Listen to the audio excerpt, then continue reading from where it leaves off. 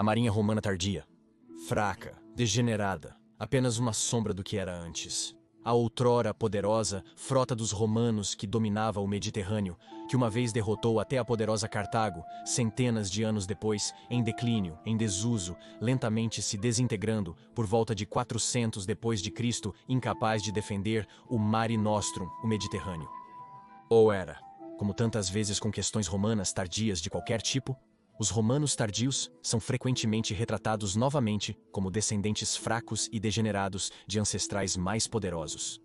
Vimos a mesma narrativa com os exércitos terrestres romanos tardios, onde espero que eu pudesse mostrar em vários vídeos que o exército romano tardio era, de fato até o fim, uma força de combate formidável.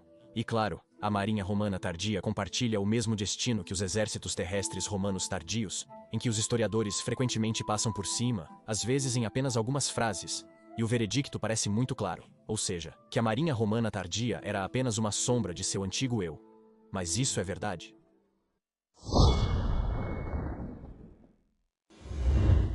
Até agora, analisamos minuciosamente o exército terrestre romano tardio, referindo-se aos exércitos romanos ocidentais tardios e orientais precoces do século IV e V depois de Cristo. Nos vídeos, descobrimos que a narrativa comum de que as legiões romanas tardias eram degeneradas e inferiores às primeiras está incorreta. Aprendemos que o exército terrestre romano tardio se dissolveu mais por causa das constantes guerras civis dos séculos IV e V e porque recrutar novos exércitos se tornou quase impossível devido aos incentivos monetários deteriorados para se tornar um soldado. Exatamente como no caso dos exércitos terrestres romanos tardios. A marinha romana tardia também é frequentemente negligenciada e passada por cima, em apenas algumas frases. E claro, retratada como uma sombra fraca e degenerada de seu antigo eu. Para entender que essa visão está errada, temos que começar nos dias anteriores e entender como Roma ascendeu ao poder, porque a ascensão do Império Romano está muito ligada à ascensão da Marinha Romana. A ascensão de Roma, a superpotência do Mediterrâneo, começou com as Guerras Púnicas. De 264 a 146 a.C., Roma travou 3 guerras contra seu formidável inimigo, os cartagineses, e em várias ocasiões chegou à beira da destruição. Já em 261 a.C., os romanos construíram sua primeira grande frota de 120 navios por ordens do Senado. Durante a Primeira Guerra Púnica, a frota crescia progressivamente. A perda de centenas de navios e 100.000 homens em uma tempestade enquanto recuavam da África em 255 a.C., um dos maiores desastres navais da história humana, se não o maior, não desencorajou os romanos. Frota após frota foi construída e, em muitas batalhas brutais ao longo de um período de 100 anos, os romanos prevaleceram e se viram transformados de uma potência local na Itália para mestres do Mediterrâneo Ocidental após as 3 guerras púnicas. Os romanos agora comandavam uma marinha muito impressionante, composta por centenas de navios de guerra.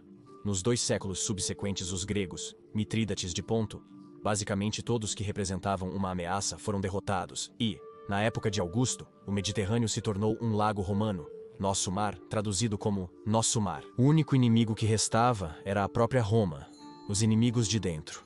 E Roma travou muitas batalhas navais nas famosas guerras civis da República Tardia. Durante a conquista da Germânia, navios romanos navegaram até a Dinamarca. A marinha desempenhou novamente um papel importante durante a conquista da Britânia sob o imperador Cláudio.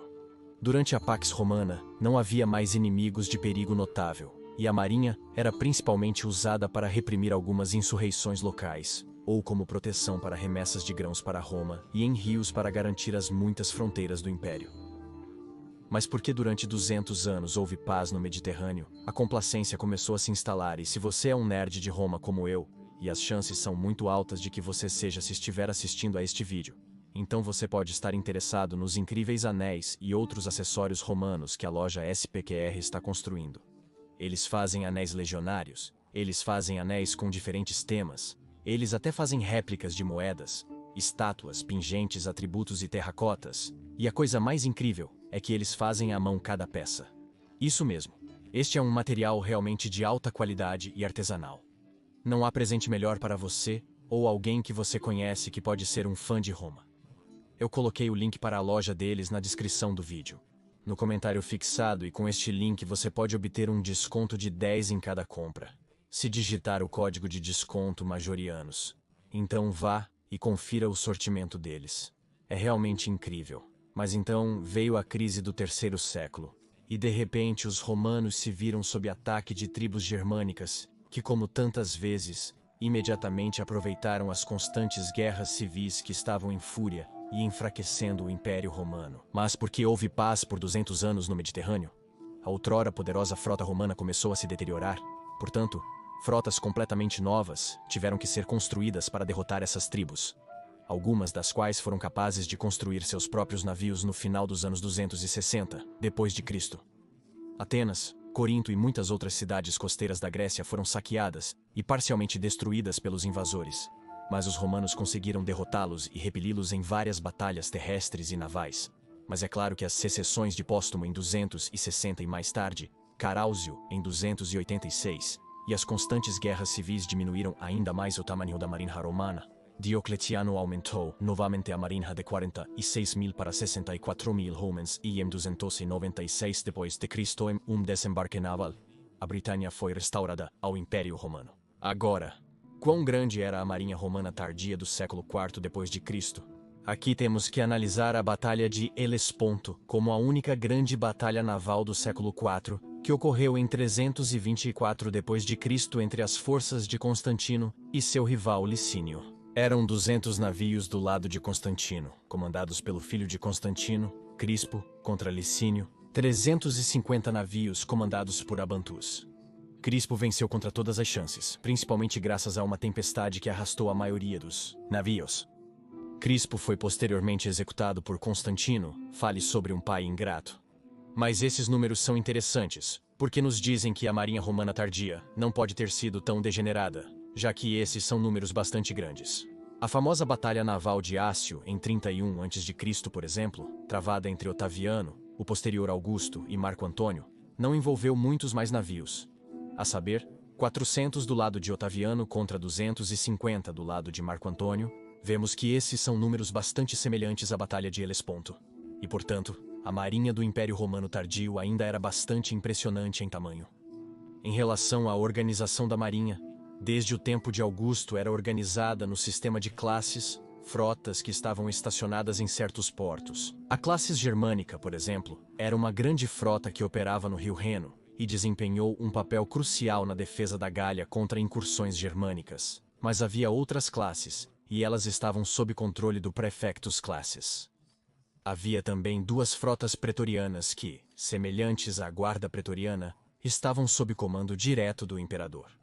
A Classis Misenensis, estacionada em Miseno, perto de Neápolis, e a Classis Ravenatis, estacionada em Ravenna, eram as duas frotas pretorianas, permanentemente estacionadas na Itália, por centenas de anos, com um tamanho combinado de cerca de 110 navios. Foi a própria Classis Misenensis que Constantino empregou, entre outros navios do Império Ocidental, na Batalha do Helesponto, em 324 d.C.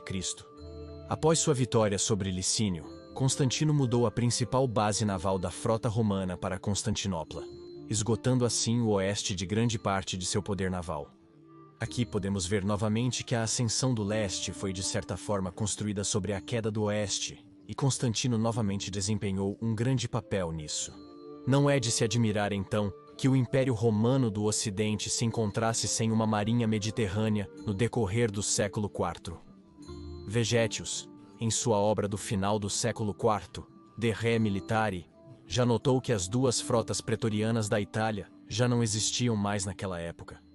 Portanto, é bastante provável que a Classis Ravenatis também tenha sido transferida para o leste junto com a Classis Misenensis por Constantino. Quanto às unidades, é claro que havia uma grande variedade de navios diferentes, mas em essência, o design dos navios mudou muito pouco no decorrer de centenas de anos.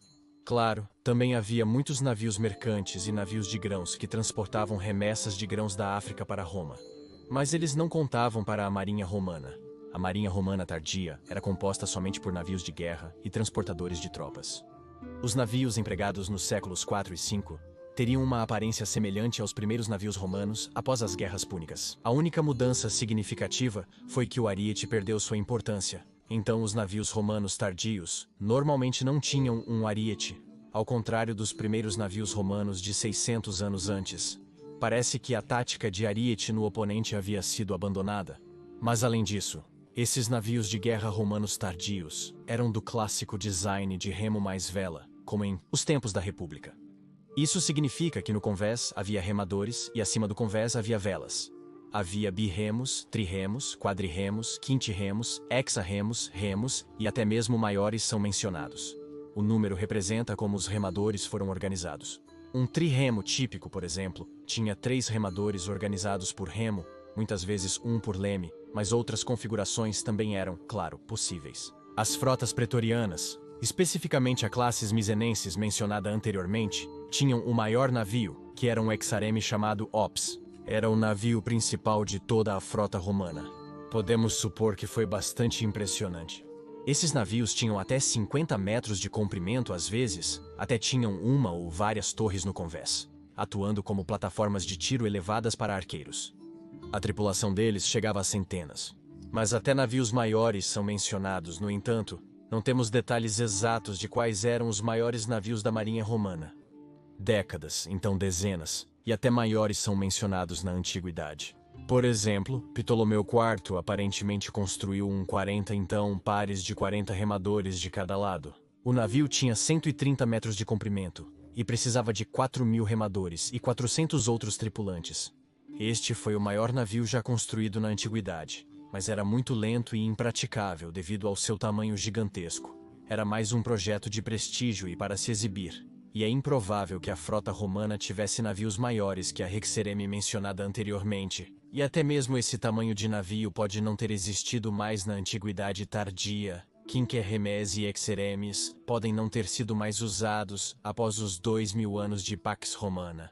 A maior parte das frotas era composta por quadriremes, mas ainda mais proeminentemente por trirremes. Liburnianos, um tipo de pequena galera, também eram muito usados. E o termo Liburnia foi posteriormente usado para qualquer tipo de navio de guerra, não apenas para as pequenas galeras.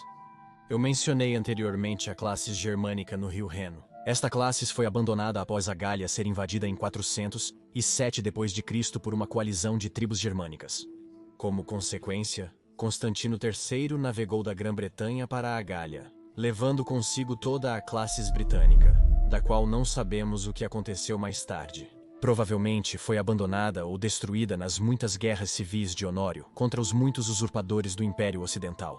Mas, talvez restos da classe britânica possam ter sido usados por Aegídios e Siagrios, até mesmo nos anos 480, um pensamento fascinante. Também dissemos antes que as frotas pretorianas do Império Ocidental foram roubadas, por falta de uma palavra melhor, por Constantino.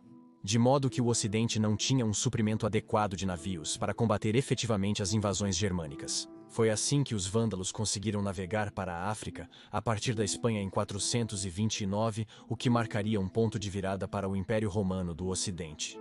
Os próprios vândalos aprenderam a construir navios com a população romana local da Espanha, porque esses locais não queriam nada mais do que fazer os bárbaros desaparecerem da Espanha e deixá-los em paz. Os romanos do Ocidente não conseguiram impedir que isso acontecesse, porque o Ocidente estava, como tantas vezes, entrincheirado em uma guerra civil entre Aétios, Flávios Félix e Bonifácios, e assim essa catástrofe foi permitida a acontecer. As tentativas subsequentes de recuperar a África falharam, mas não porque a marinha romana tardia havia se degenerado, mas porque o Império estava sob ataque de todos os lados. Uma tentativa de reconquistar a África em 440 e 441 teve que ser abortada. Isso foi um esforço conjunto, expedição de Valentiniano III e Teodósio II. Porque exatamente naquele momento, os hunos atacaram repentinamente o leste, e então a frota oriental teve que se retirar antes que o ataque aos vândalos pudesse ser iniciado. E porque o leste tinha a maior frota desde os tempos de Constantino, por razões óbvias, o oeste não conseguiu montar uma expedição naval própria. Nada aconteceu em termos navais no oeste até que, como tantas vezes na história romana ocidental, Majoriano chegou. Na parte 2 da trilogia de Majoriano, explicarei como ele construiu uma frota bastante impressionante em vários portos na Itália.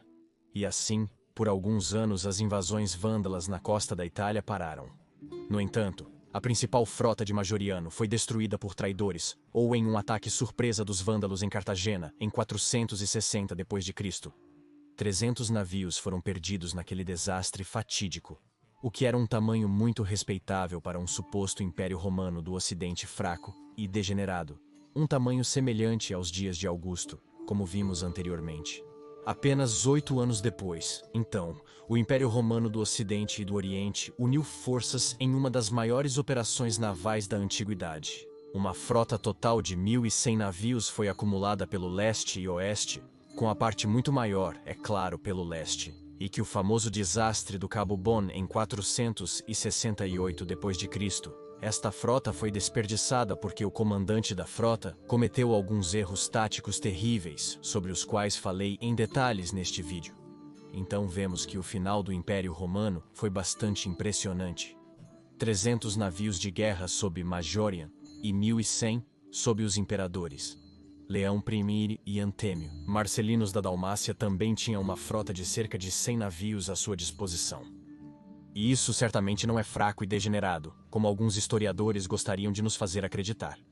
Se as operações de Majorian ou Antêmios e Léo I tivessem funcionado, o Império Romano do Ocidente poderia ter sido restaurado. Mas infelizmente, graves erros táticos foram cometidos.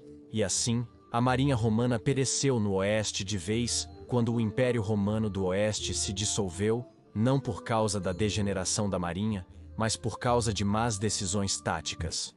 Mas não no leste, já que a Marinha Romana do Leste permaneceu uma força de combate formidável por centenas de anos a mais. Mas este será o tema de outro vídeo onde vamos analisar em detalhes a posterior Marinha Romana Oriental ou Bizantina. E por favor, curta este vídeo e se inscreva para que você não perca nenhum vídeo futuro sobre a fascinante era do final do Império Romano.